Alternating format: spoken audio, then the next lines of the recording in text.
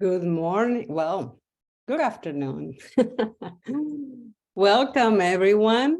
So you just received a message right there. You click on it. Welcome to today's session. Let me see. Can everybody hear me? I think we're okay, right? Okay. So I'll go ahead and share the screen so we can go ahead and get started. Very good.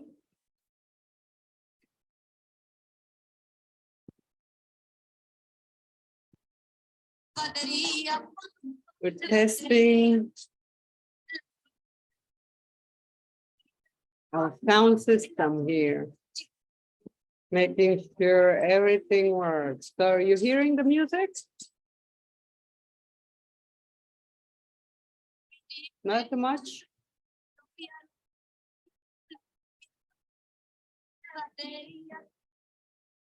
Let's see. You know what? It's probably because it's not embedded in the presentation, but it should work in a little bit when I have the videos. Thank you for letting me know. Well, let's go ahead and begin with our presentation. So today, we are covering the topic of Oracy in the context of dual language learning in settings where we have young dual language learners. My name is Maria Guadalupe Arreguin, and I'm here in Pipe Creek, very close to San Antonio, about 26 miles north of San Antonio, and teach at UTSA, the University of Texas at San Antonio. Welcome, everyone. It looks like today both of us here and there are having a nice warm day. It's one of those days when we should go walking, right? It's just that perfect of a day. So I guess that's what we can all do. Just go walking after today's session. It is 1 hour and a half session. We begin right now, and we will finish at 5:30. So right now, we have the key topics. So this is what we are discussing today. Key concepts include Oracy in a general overview. After that, we'll have some factors that closely connect to Oracy, which are concrete experiences and how these are related to Oracy skills. And also how culture and language experiences that are responsive have a direct impact on young children's Oracy and overall language development. And we will conclude with a connection to family funds of knowledge, the resources, the cultural and linguistic wealth that we can tap into and capitalize on to foster oral English. So with that, the very first thing we're going to do, and because this is about oral language, we're going to practice some of that, and we will be in breakout rooms. Our topic of conversation to get us going will be your favorite food. So if you want to take a picture of this, or I'll also post it in the chat. These are our questions for conversation with a partner. We will have 3 of you in every room. And so the question number 1 will be, what is your favorite food when you were a child? So what was your favorite food when you were a child? So think back, to those days and something you enjoy. Maybe you can find an image of that food in Google as you get into the breakout room and share it with your group members. And then share the memories related to that food, because everything comes with an experience. And to get us going with this, I added my favorite food right here. So here to your right, you have jicama. So if I were to say jicama, right, maybe not everyone's familiar with it. And if I were to say jicama with hot sauce, well, maybe we get a little bit of a picture of that. But there it is, jicama with hot sauce. And I'll tell you more about that when we come back. But for right now, I will stop sharing. And then I'll share the questions again in the chat once we're all in the breakout rooms. Initially, you start thinking about that favorite food. Think of an image. Maybe your team members will not know what it is. So maybe you can share an image from Google and then go to the memories. We'll take about 5 minutes. So if your name comes first alphabetically, then you'll be the facilitator of these sharing experiences, right? The conversation.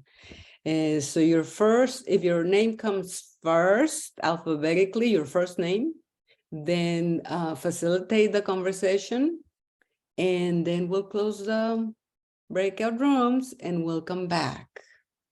So let me go ahead and stop sharing. Yes.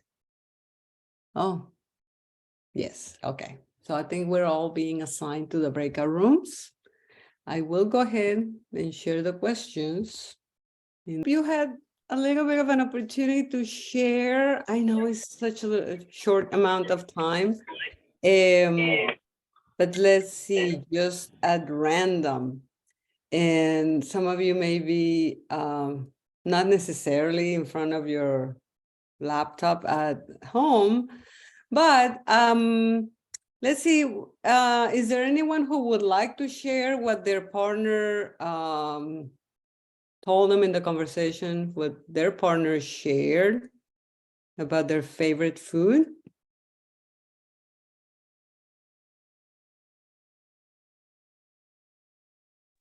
I can share. Yes. One of my partners raised her hand. She was going to share. Good job, Dee Dee. Well, my partners, one of them shared that her favorite was potato salad. And it was because of the memories that it, invokes of family members making it. And then the same with the other one, also has these bread dumplings. And sounds like not only did her family make it, but now she has her daughter-in-law making it now. So that's pretty impressive, passing that on. So Wow. Thank you so much. And Didi?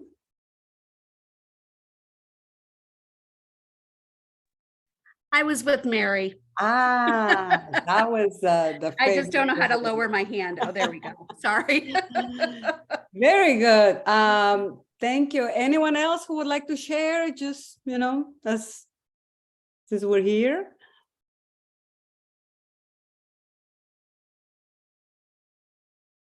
Something you learned from one of your team members. I will share something else. It all was based on the love and the memories of the people who made the food. That's so important, right? Because everything is connected. Mm-hmm. Yes. Let's see, anyone else? Any memories? Any childhood memories of food related to food?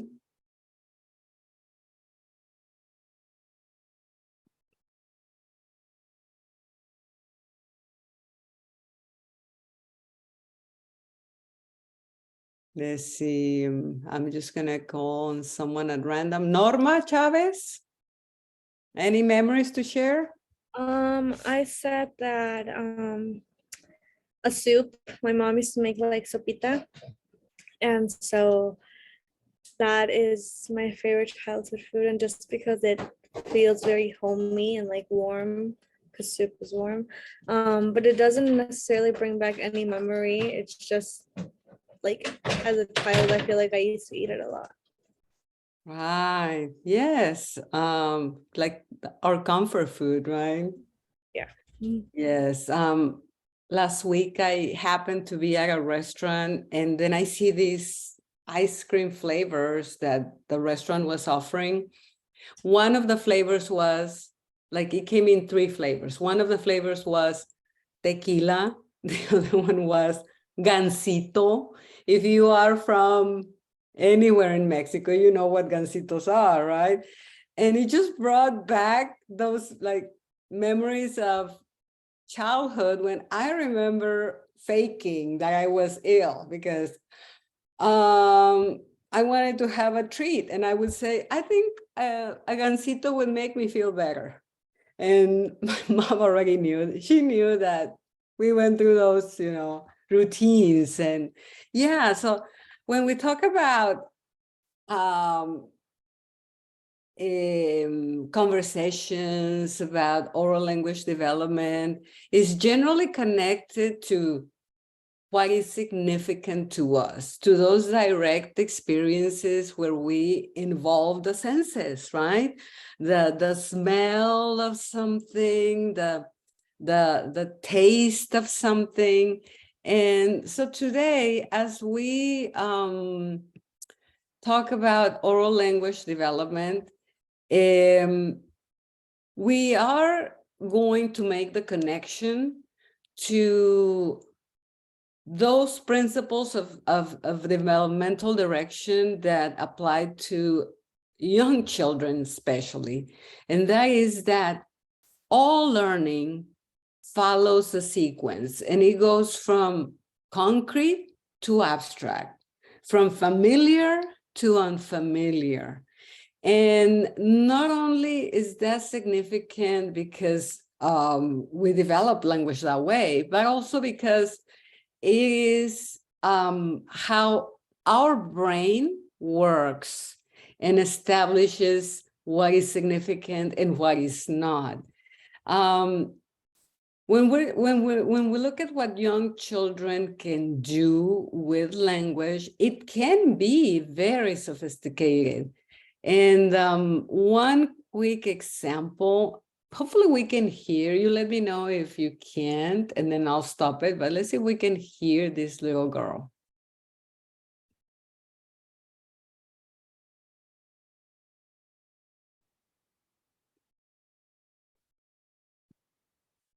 Well, Can you all hear? Okay. well, okay. The sound people capture robots and drive and sell them in garage sales, kind of garage sale, except they're selling robots. And no one's gonna buy our two and the signy guy. This signy guy only agrees. I'm saying Luke's gonna buy those. Kenobi's kind of a teacher. He's teaching Luke how to learn how to do his little light up sword. He used to try to block the little Pokeball. He tried to do it without seeing.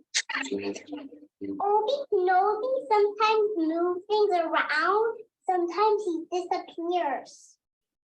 Princess Leia got out of jail and out of this spaceship, and they got the big thing that blowed up stuff. We blowed it up together.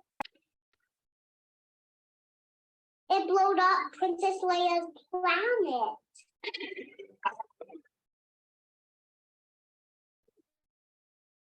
But don't talk back to Darth Vader, he'll get ya. Very good. So we can see that this little girl is engaging in very complex uses of language. What is she doing that we can tell just from this short a glimpse of her retelling of a storyline? What is she able to do with language? If you can unmute yourselves and share with your colleagues here. She's able to do what? Several things, right? For example.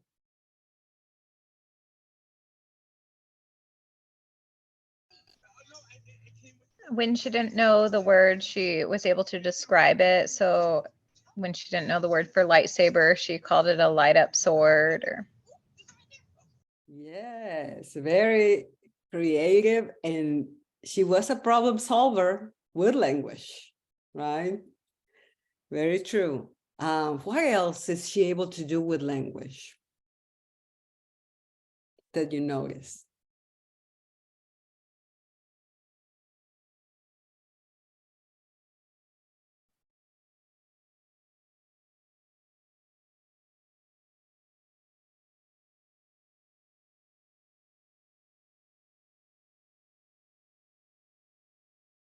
What do you notice she can do when it comes to a story and a storyline? There are some comments in the chat. I don't know if you're. Oh yeah, thank you for that. Yes, yes, yes. So you are mentioning the recall and retell, right? The names. Yes. So there is a lot of creativity in the details mentioned here, those related to the characters. Thank you. The sequence, right, that she follows. And I can tell you, having taught different grade levels, all the way from early childhood, kinder, all the way through second grade, this was not what my students were able to do in general. There were some cases where this was I would say this was pretty much the exception, when I would ask them, for example, oh, so where is this item that you were going to bring? That was your homework. And I would really not get a long response. It was usually a very short response. And so oral language is that crucial element that we're discussing, because it will prepare them not only for life, right, but also for their academic journey. And when we think about oral language, we also consider, in reality, what are ways in which we can support different strategies that they can appropriate and use. A definition of oral language and oracy takes us to two particular language skills: speaking and listening. That's what it takes to be a good communicator. And when we look at what children can say and the connection to that concrete experience, then we can also make another connection, which is, okay, anything that they have done, they can discuss. But then from there, we know that if they're able to narrate something, to talk about it, we're actually preparing them for writing. And Katia Escamilla tells us that talk is rehearsal for writing. Later, they'll be drawing from that repertoire as they produce their first written pieces, their abstract representations. And not only is writing impacted, but also their future reading skills. And sometimes we are concerned about conventions of writing, but Oracy is at the center of what many school systems focus on, especially in Latin America. The school system has a strong emphasis on Oracy, tools for Oracy development, and we'll talk about those. And those include songs, riddles, tongue twisters, and any other elements that allow children to have fun with language. When we look at their use of the senses and this sequence of skill development, and we say, well, you know, we end up reading, but sometimes we begin with reading. And we would like to question, you know, that reading, although may engage them if it's familiar to them, not everyone comes to us with the same experiences, right? And that's why that initial exploration of who they are culturally is key in providing those experiences that will be meaningful. But it's also important to look at oral language in terms of what they can do developmentally. And it is actually a behavior that can be very sophisticated, just like we observed with this example of the little girl narrating a movie, because from birth to age 3, they begin with skills that include turn taking, right? And their vocabulary, their expressive vocabulary is actually very different from their receptive vocabulary. What they understand, the number of words that they understand can actually be 4 to 5 times larger than what they can actually express. But from birth to age 3, they begin to pose questions to understand that in that turn taking, there is a wait time, and their understanding of conversations in different contexts is going to be very closely related to the variety of language structures that they are exposed to. So as they move on to preschool, we begin to notice a big jump, right? So now they're more excited about not only hearing language, but playing with language.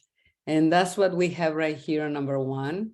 So there's that play with language, and they find incongruent uses of language funny. They connect now the noun and the verb with more intention.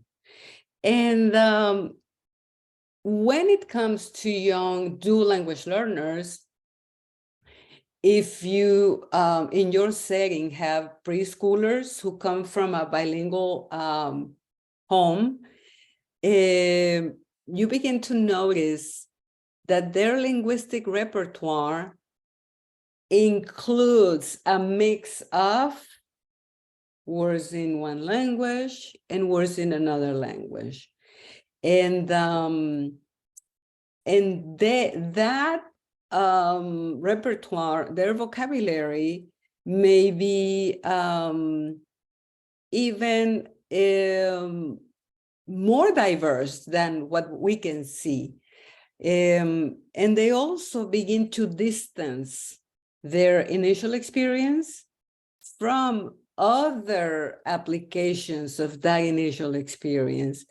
But if you are in settings where you have dual language learners, you probably see a lot of this right here in number 3. And so this may make us wonder, what is happening here? Could they be confused if they're using 2 languages? Is it okay if I only use English, or should I go and find some words in their language? And these are very important questions, because what research tells us is that it doesn't matter how early we begin. Exposure to a quality, rich, descriptive language in very concrete ways through direct experiences is always a good practice, right? It's always beneficial. And as long as it occurs in contingently responsive situations, meaning when they are interested in the activity or the object, the action in general. So why are hands-on experiences critical, right? We're talking about involvement of the senses. In bilingual settings, because language can be a barrier, we're always encouraged to, as we follow the concrete to abstract continuum, always bring those significant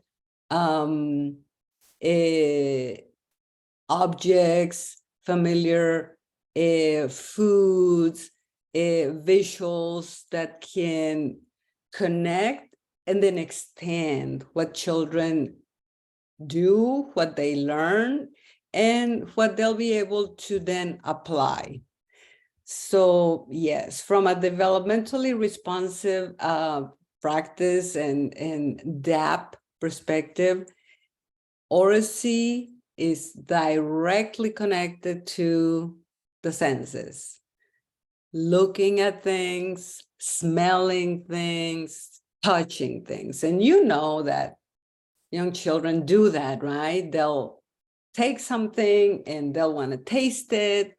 They want to play with it. They want to explore it. But because we want to capitalize on that, we take advantage of the situation by using that rich language, describing. And it's what we call quality language input, which is purposefully planned. And the younger they are, and we're talking about, you know, from birth to all the early childhood range, the younger they are, the more they rely on firsthand experiences. And they are best, right? Because they are representational. It is a good idea to use those visuals, to have the picture of many types of plants, but nothing can replace having the real object first. So a rule of thumb is always bring those first experiences, and then we can gradually distance that first experience. In one of our events that we usually hold at one of the local parks, that's what we do. And here we have 1 to 3 year olds. Most of their workshop takes the direct experiences from the classroom right into the park, and then coming back for songs and more fun activities. But initially there is the touching, right? The manipulating, and basically the adults providing that input, that language. We don't require that children tell us anything, but we want them to listen, and we want them to do. And by doing, we mean looking at things. Maybe they'll point to things, because the younger they are, we know that, you know, they are multimodal learners, and much of their communication happens through gestures. They use their body to tell us what they feel, how they feel about something. They use their gestures and their body to tell us that they like or don't like something. And so if you look right here, this happened on a day when we were actually not planning on looking at insects. Our topic was actually butterflies. And as we began walking down that path towards the area where we thought we had seen a lot of butterflies on those days, the children were interested in these beetles that were, I don't know where they came from, but they were all over the ground. So they wanted to see them. We carefully picked them up. I know that not everybody likes insects, but you know what? Children love them. And so what happened on this day was we picked them up. We started naming the parts of the beetle, the parts of the insect. And if you look at this little boy right here, he was fascinated, and all the children were on that same page. So one question that I have for you as we look at these sensory engagement experiences is, if you were an instructor in this particular setting, if you were a teacher in this particular setting, and you were to use this opportunity for language development, for Oracy purposes, what would be key vocabulary that you would highlight, right? Because what do you have in front right there? Everybody is looking at the beetle. So with this in mind, yeah, go ahead and use the chat to brainstorm ideas for vocabulary that is relevant to this experience. Since it's right there in front of us, what would be the vocabulary? You would probably be saying, ah, look at the blank. What is that, right? Right, so we have one word, the shell, yeah, the antenna, the thorax. That is rich vocabulary. And not only will you name the body parts, but you can also describe them, right? So if you were to become more descriptive, right? And then the feelings, how do you feel when the beetle touches your hand, is crawling? All the verbs related to the beetle's movement. And it's just this instance of an engagement of the senses gave us so much material, right? So yes, you're describing the beetle, you're describing the body parts. There is a fascination with what is real, what is relevant, and what is authentic. And although we are developing Oracy, and that is our goal, what is important in these moments is that they hear that descriptive vocabulary and those academic words that they don't necessarily use in social conversations, but they hear them now. And guess what? That will be the word they know. They will call thorax a thorax because that's the word they know. And yes, so that quality language input will be key. And that's where we have to come back to the fact that their expressive vocabulary does not give us the whole picture. They are building receptive vocabulary that unfortunately we don't always see, but it's there, it's building up, it's building up. And so, yeah, you are saying, let's examine the beetle, let's look at the thorax. Wow, how many legs does it have? Oh yeah, let's count them. 1, 2, 3, 4, 5, 6, right? It's tiny. Oh, and it's tiny head. It's smaller than its abdomen. Oh, wow, look at the abdomen right there. And this requires a plan, right? That's how we become very strategic with those firsthand experiences. And so this takes us now to a world of possibilities, right? If you were to select 5 labels, I saw some of your responses in the chat. Actually, you named most of this key vocabulary. And there are more ideas here. And it's very true. You look at the experience now, right? The child will use the language later. Just like we heard this little girl, right? She was probably just very attentive to the movie, and she might have been hearing conversations.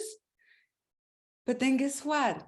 When you hear her retelling of the story, that's when you can tell that she has already appropriated those words, right?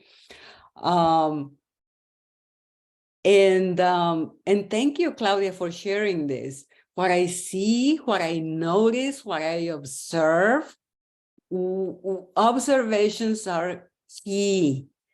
One of my little students, I remember we went to a creek, and Claudia mentioned something very important, because at that age, they're listening to you, they're absorbing, they're mirroring your language. And my student said, we wanted to move on. And she said, no, I want to continue observing. Because we're modeling that specific skill with them. So as adults, it's not only about modeling the language, but also those habits of mind that take us from one place to the next in language development. And that mirroring that children engage in is something that it's just like magic in early childhood.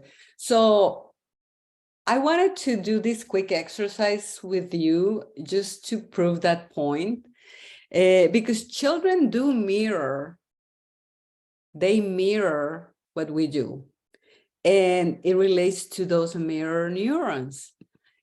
So if I were to ask you, for example, a question, and you can use the chat to answer, what color do you prefer, for example, here, maroon or magenta?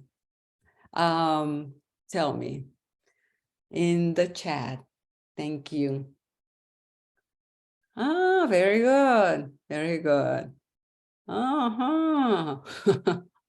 Well, guess what? That's exactly how this works. If you notice, I gave you two labels, right? I gave you one label for the color on the left, and I gave you one label for the color on the right. And those are not necessarily the most common labels for those colors, right? What would be other common labels for those colors? Probably brown and pink, right? But what just happened right now? Because I said maroon and magenta, guess what? You use the same words, although you already had other labels. What does this tell us?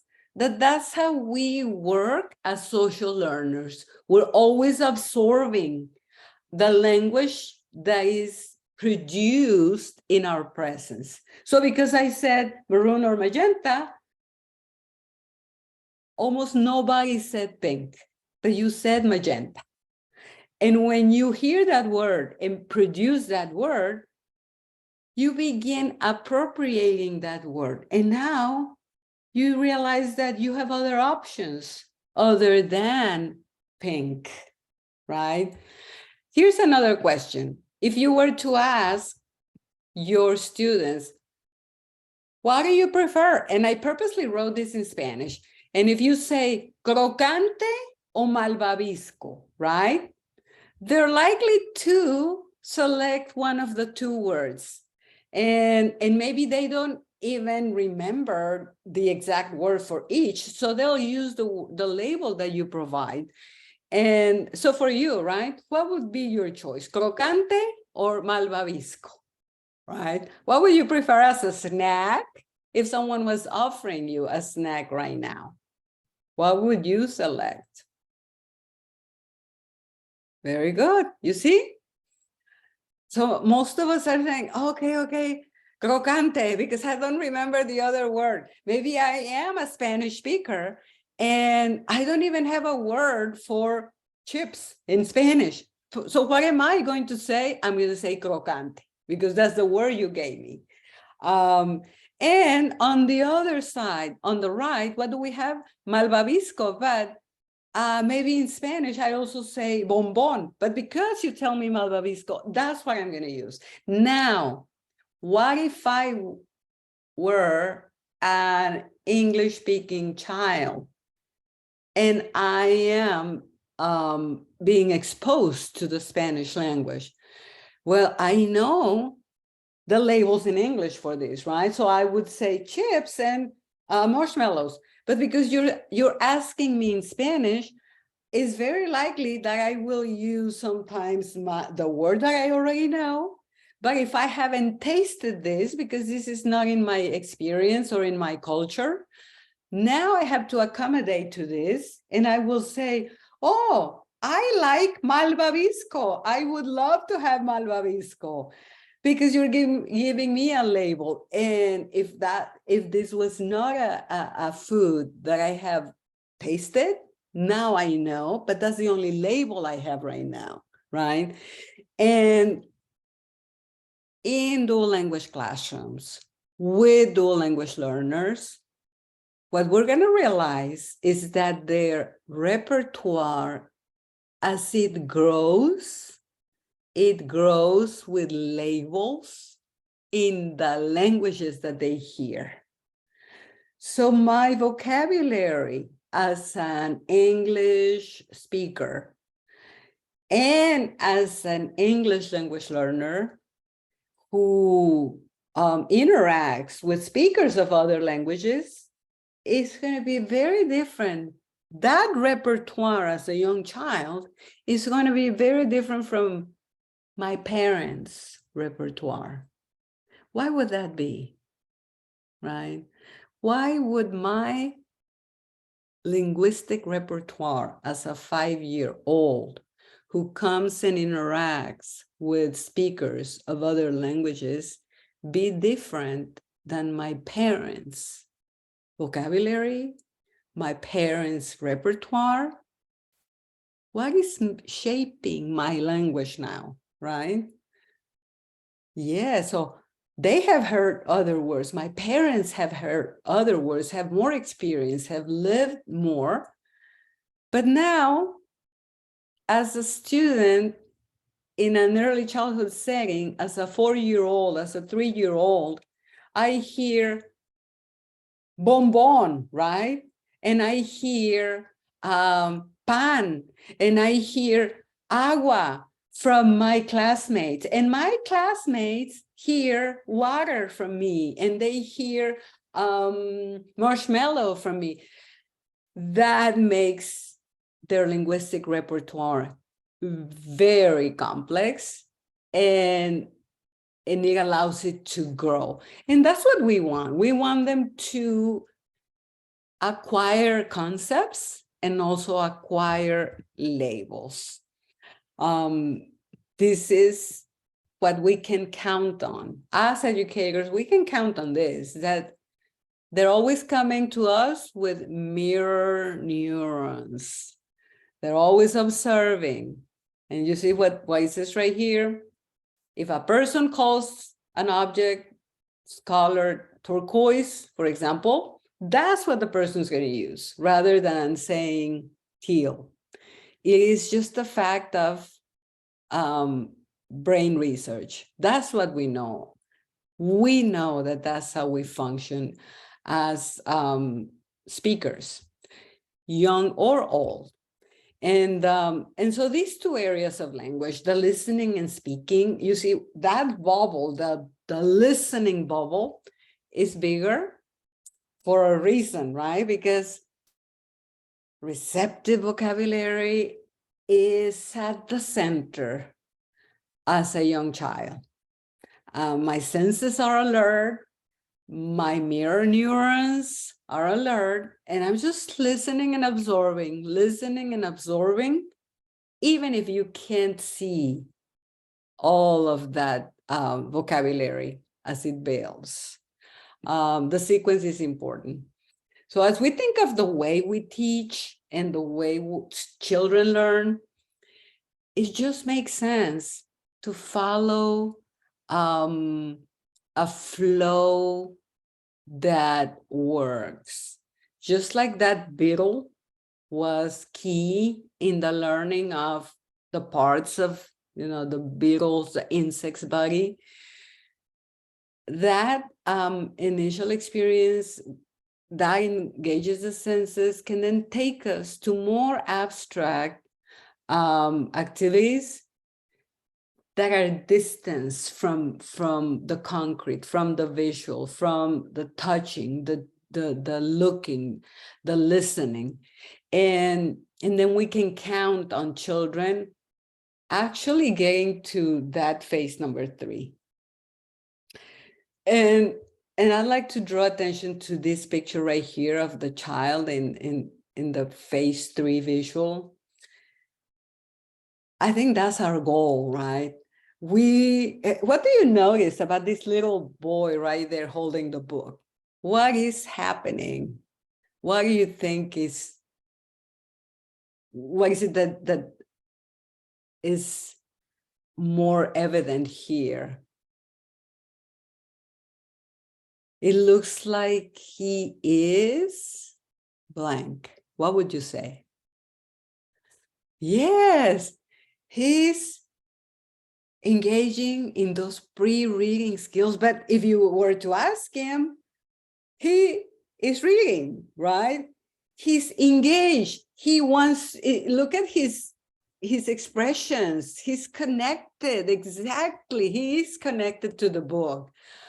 We hope that as we take him from looking at the beetle, from naming and labeling everything related to the beetle, and then discussing it more, that he wants to hopefully pick up a book with beetles in it, right? With insects in it, and go through it as a way to extend that initial interest. This is where we all want to get, not only individually as learners, but as early childhood educators. And yes, this is a very important question. And the question is, wouldn't reading come first before writing because of the fine motor skills needed to write? This reminds me of an experience we had in the classroom where the activity was all about, well, the book was about pumpkins, right? So the teacher began, and this was a preschool classroom, the teacher began reading about pumpkins because there was going to be an activity later on. And then the teacher asked a question. She asked, how many of you have had pumpkins, right? And several of the children in the classroom had not seen a pumpkin. They were 3 and 4-year-olds. Several of them were from Guatemala and Honduras, and that was not part of their experience. They did not have Thanksgiving in their traditions, and pumpkins were new to them. So reading the book first, and sometimes we make the assumption that, well, I'm sure everybody has had this, right, before, but not necessarily. And by proposing that we begin with the concrete, which in this case, it might have made sense to bring the pumpkins first, right? Open them up, touch the seeds, get your hands dirty, and then represent that in a drawing.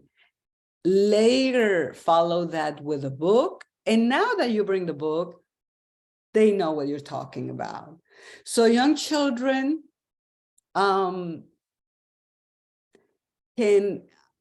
immediately contribute to those conversations and the topic of the book if they see themselves in the book, right? Have you heard the topic, the idea of the mirror and the window when it comes to literacy, right? The mirror has to do with, I see myself there. The window has to do with, I see other things from there, but I understand those things. And so, yeah, is the mirror, the window, yes, and the door. And we hope that as this little boy right here looks at the book, he's looking at it so intently because hopefully he sees himself there in some way, right? So as these little girls who couldn't see themselves in the pumpkin story, this just tells us that culture and language are always key factors to consider, because they basically shape how we see the world. And they influence not only whether we initially see the relevance or not in any activity. And so with that, and as we look at Oracy, the ways in which develop language, the playfulness of language, the humor in language, and the idea that it is through play, right, that children learn. So that intersection of play, language, and culture is going to be key to children and their identity as learners, writers, and readers. So we have a few of those tools that bring back that aspect of responsiveness in learning. And so some of those tools include the daily conversations, the storytelling, the riddles, the tongue twisters, the songs, the sayings, and so on. And so if the topic was, let's say the topic was insects, and we wanted to continue with that because, oh, you know, it looks like they're naturally drawn, right, to explore nature. I happened to find one riddle and one little poem related to ants, thinking that, wow, let's say we began with a beetle, right? But then we noticed that there was an anthill, or those leaf cutter ants, and decide, let's go and observe. But then, okay, since we all want to know and are curious, then we can look for resources that align with this experience. And so trabalenguas, tongue twisters, are very crucial in Oracy skill development. Why do you think that's the case? Why do we look for rhymes, nursery rhymes? Why should we look for songs? Why should we look for short poems that children can memorize, read with us, and reproduce, right? We have La Hormiga here. So we have this one in Spanish, and we have this one in English. And if we were to read, right, with young children, in reality, right, as we read to them and model the conventions of reading and writing, we're actually initially modeling the excitement for literacy tools. And in this case, we have in Spanish, La hormiga tiene barriga. These are playful uses of language that amuse children.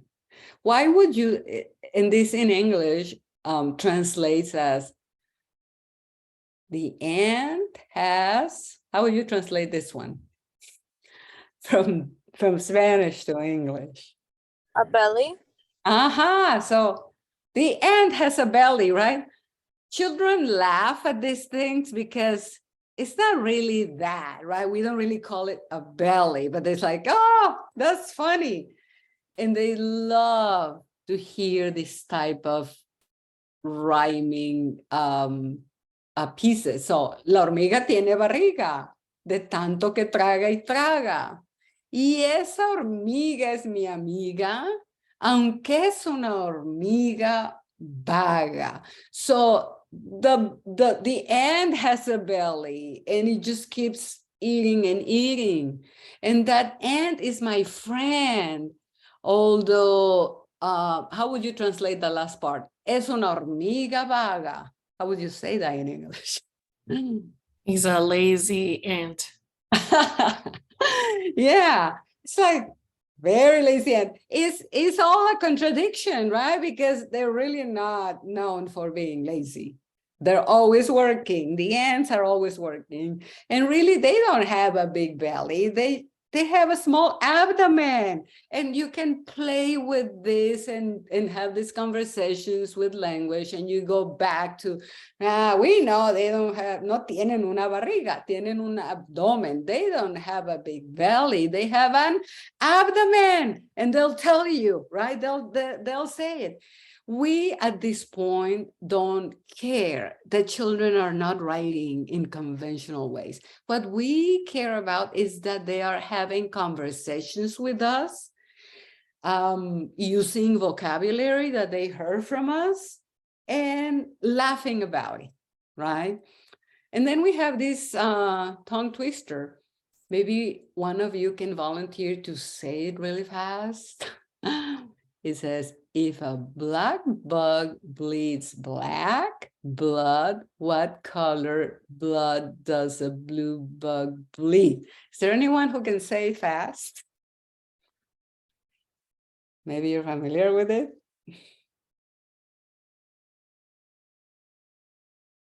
Let's have someone who is brave. Or you can just read it for us as fast as you can.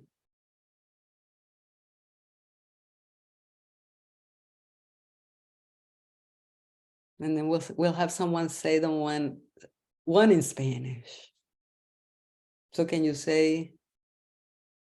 Okay, I'll give it a try. Aha. If a black bug bleeds black blood, what color blood does a blue bug bleed? That's as fast as I can go. Yeah, you see, it's fun, right? Just to go through the words like that and just try and try and try, and eventually they'll go home and they'll try to say it, right? Does anyone know a tongue twister in Spanish?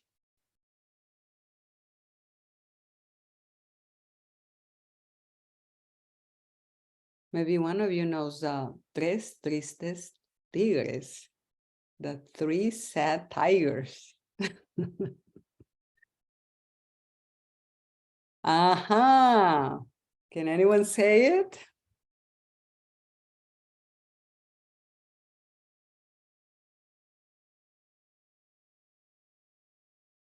Okay, I'll try it. I'll say, tres tristes tigres tragaban trigo en tres tristes trastes sentados en un trigal. I won't say anymore because I said it really slow. I would say, tres tristes tigres tragan trigo en un trigal, en un trigal tres tristes tigres tragan trigo. You see, you did it. I used to be able to say it really fast. But yeah, the goal is to support fluency, diction, vocabulary development. If you were just to look at this, Oracy comes with that, right? With listening, with speaking, with vocabulary development. All of it happens in very complex, dynamic ways. And it all connects to culture.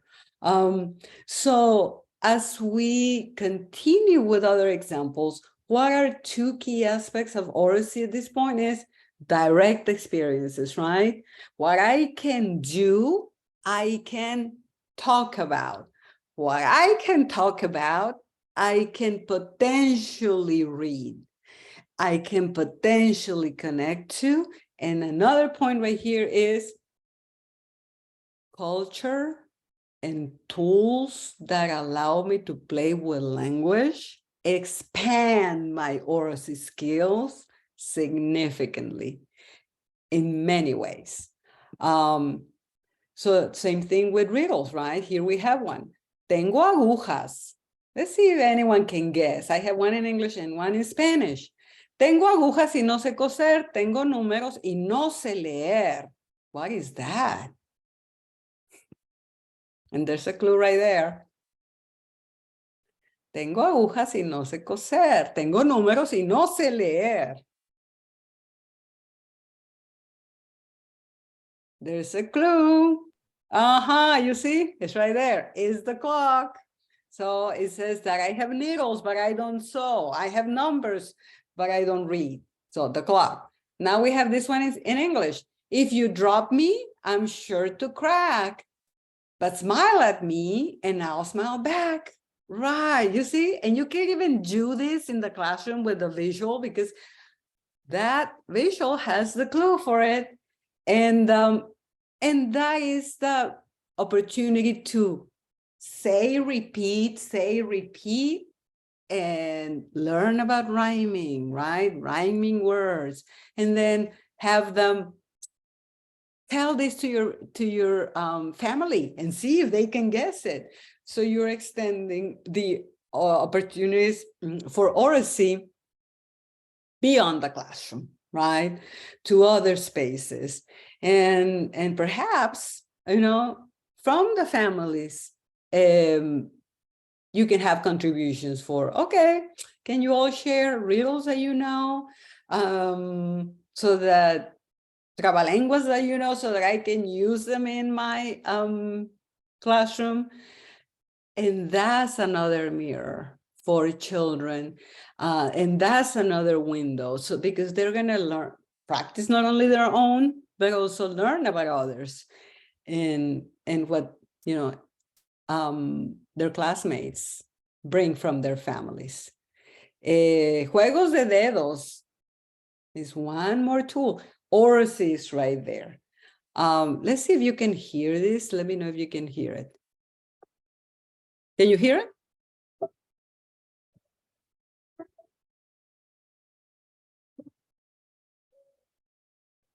La mariquita Now? y No, we don't hear it. va a la placita, fita, fita, compra montones. But you de can see it, right? limones para I hear We it can also. hear it now. limonada, que ya está lista y preparada. Yeah, so let's Rita listen again. compra montones de limones para la rica limonada, que ya está lista y preparada. Right, so we're looking at stimulating language development, the coordination, right? Reflexes. And again, the neurons, connections in our brain, left and right hemispheres, and all those fine motor skills. This particular one, the ladybug, goes with the theme, right? If you were following the theme of insects and beetles and ants and butterflies, and now the ladybug, and so then this becomes another game to play. Finally, a way to integrate those funds of knowledge from the families, and we're not gonna probably have much time to do a breakout room, but we will try, because this is one of the most authentic ways to connect to the families, is creating a family or class, but you know, if we connect the families, then we can call it a family generated alphabet. The mirror is there, right? So what we're gonna do is look at how in this group we can create our own class generated alphabet with images that are very relevant to us. And as you can see, you already have an object for letter A. I think abuelita is for letter A, chocolate, and then O for onion. So we're gonna take only 5 minutes to do this. Let me give you the link so you can add to it. I'll put it in the chat. Let's see. Oh, hold on.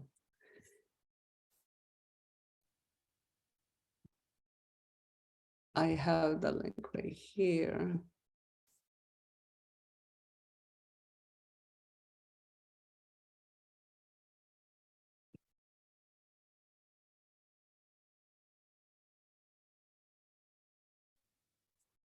Very good. So we don't need to go into the breakout rooms. I I shared the link right there. If you click on it, it will take you to the class family generated alphabet. And actually, I already have some images there. 1, 2, 3 in there, and then 2 more. So I have 5 images. What would be a familiar object that you would add to this class generated alphabet that you would say, oh, for me, B is for bananas. And you can just actually go into insert images from the web and then insert the image there. Like even the image of B for bananas, I took it from the web and put it there because it was significant for me. La costeña, also, I found it in the web and added that in there. So let's see, what else can you add if you were to add an image to our alphabet? This is our class-generated alphabet. And it doesn't matter if you're thinking in English or in Spanish, you know, we're trying to just make a point right now of how can we build an alphabet? Ideally, in your classroom, you would have one in English, class-generated alphabet in English, one class-generated alphabet, if you have a dual language setting, right? One in Spanish, one in English, or it can be English with images that the families contribute, and then we'll look closer at how this promotes oracy and why will it be important to create a family or class generated alphabet, especially in an early childhood setting, right? So if we look at both slides, continue adding, like 1 more minute or so, keep adding. We want to have as many images as possible. If we have 2 for the same letter, just make them smaller and you can add them in there. I see pineapple, I see a quail, I see grapes. That's wonderful. Thank you all for contributing. Let's see, what else do we have? Oh, I see. Very good. I see a slide on the next. Yes, un resbaladero. I love that example. It brings me to my childhood memories. Yes. Yeah, continue adding the images. So the idea behind a class or family generated alphabet is that we're actually doing this with the goal of replacing the commercially developed alphabet. And why is that? As you continue adding, I'll go back to our slides over here and mention and actually show you what a commercially developed alphabet, you know, sometimes looks like. And this is what we have in 2 examples. For example, we have, what is this for letter K? Koala, right? What is this right here for zebra? What is this for Q? Queen. We don't know that these are actually images that children connect to, right? Is it likely that all children have experienced seeing a koala? What do you think? Right? Maybe, maybe not. We don't know, but we're not sure. Is it likely that they connect the Q sound to queen? Have they experienced all those images that we have as connectors to letters and symbols? Remember, symbols are very abstract for young children. And when we replace the commercially developed alphabet with one that comes from the families, we are validating their culture, their knowledge, those funds that come and that have been passed on from generation to generation. And we're also acknowledging that there has been learning, and learning continues to happen at home prior to them coming to us. So I wanted to take a look at your family created alphabet for the last time, just to see the variety of images that we can add and how different a class generated alphabet will look in comparison with the commercially developed one. And why is this critical? Because I will have something to say, right? I will have memories that connect to that. I will have current practices and traditions that I'm living as a member of a group. And so this aspect of culture really adds to the opportunities that I will have to connect as I speak, right? So other ideas that are also culturally relevant could be the creation of bingo with images that are familiar to me and that I can play and talk about. Remember, young children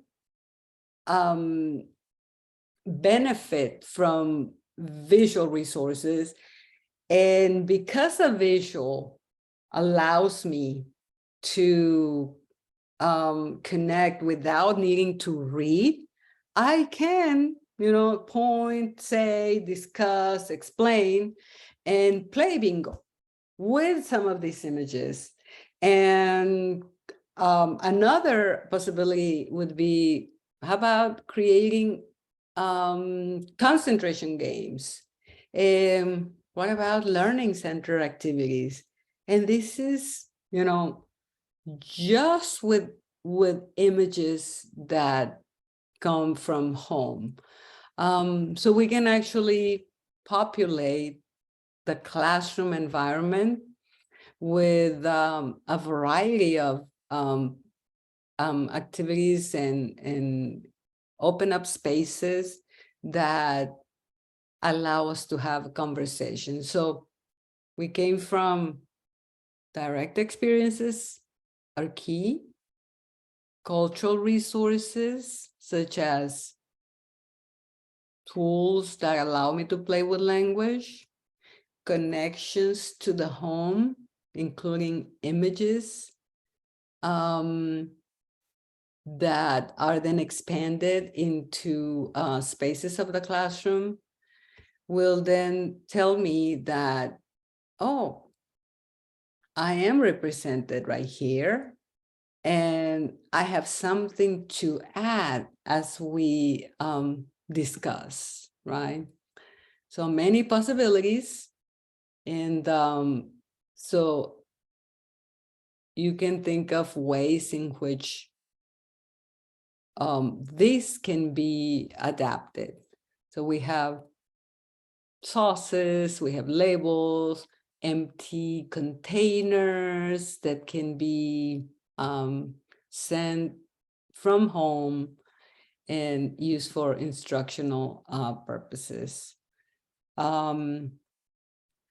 It all comes down to that deliberate plan to foster that positive peer-adult relationship in which I can see that, hey, what is this doing here? El chocolate abuelita. Oh, I see that someone else in this classroom likes what I like. And that's when we begin addressing that third aspect of dual language development, which is the sociocultural competence. And as I speak, right, with my partners, with the teacher, with other adults, I realized that not only am I acquiring language, but pragmatic aspects of language, because I begin to learn that the context drives how my oral skills show up. And for young children, this will be critical. They'll know that, oh, when you tell a story, you say it this way. When you ask a question, you ask this way. We're constantly modeling writing and reading, but oral skills also need their space. Going back to that initial conversation about talk is rehearsal for writing, this is a reminder, right, that talk or oral skills are also rehearsal for reading.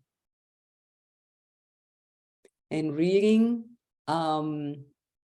connects to later events in their academic journey. So speaking for different purposes will be key. And I will conclude with a little visual of the different purposes for speaking that we can have. See, conversations in which they can explore, they explain, they also apply, and they always have an opportunity to summarize, but all of this through conversations. Is a simple model of purposeful infusion of partner-based learning that just has Oracy at the center. This strategy is aligned with developmentally appropriate statements coming from the field. And we all know that for young children, feeling that they're part of a community is critical in their overall development as whole learners. So the whole child is addressed. And a lot of this comes from our book that my colleagues and I published not long ago, 2021, The Essentials, Supporting the Young Dual Language Learners. And thank you everyone for joining us today. Hopefully you have the handout, and I'll write my email address right here in case you have any questions or would like additional resources and ideas. I'll be glad to share.